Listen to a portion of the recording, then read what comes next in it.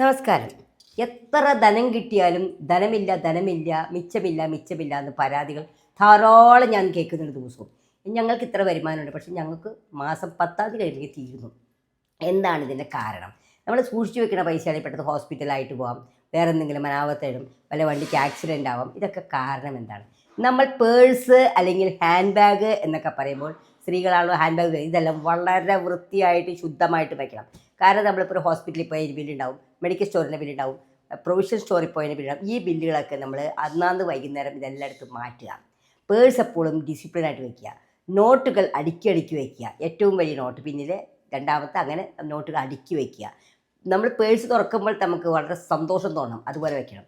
കഴിയുന്നിടത്തോളം കറുത്ത പേഴ്സ് ഉപയോഗിക്കാതിരിക്കുക. പച്ച കളറ്, റെഡ്, ചുവപ്പ്, മെറൂൺ അതൊക്കെ ഉപയോഗിക്കുക, പക്ഷേ കറുപ്പ് ഉപയോഗിക്കാതിരിക്കുക. പച്ചയായിരിക്കും കൂടുതൽ നല്ലത്. അപ്പോൾ ഈ പൈസ ഇങ്ങനെ അടുക്കി വയ്ക്കുകയും അതുപോലെ തന്നെ ആ പൈസയുടെ കൂടെ തന്നെ ഒരു തുളസി ഇല പ്രാർത്ഥിച്ച് വയ്ക്കുക, നാരായണ മന്ത്രം ജപിച്ച് വയ്ക്കുകയും ചെയ്താൽ ധനത്തിന് ബുദ്ധിമുട്ടുണ്ടാവില്ല. പല മാർഗ്ഗങ്ങളും വയ്ക്കുന്നുണ്ട്. പച്ചക്കർപ്പൂരം വയ്ക്കാം, അപ്പോൾ നല്ല സുഗന്ധം ഉണ്ടാവും. അങ്ങനെ നമ്മൾ പണത്തെ സ്നേഹിക്കുക. പൈസ കയ്യിൽ കിട്ടുമ്പോൾ പൈസയെ സ്നേഹിച്ച് നെഞ്ചോട് ചേർത്ത് പ്രാർത്ഥിക്കുക.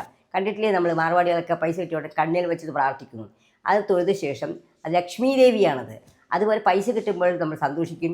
ഒരാൾക്ക് പൈസ കൊടുക്കുമ്പോൾ നമ്മൾ മനം വേവരുത്. എപ്പോഴും അവർക്ക് കൊടുക്കുന്നതിൻ്റെ 10 ഇരട്ടി എനിക്ക് വരണം എന്ന് പ്രാർത്ഥിച്ചു വേണം പൈസ വെക്കാൻ.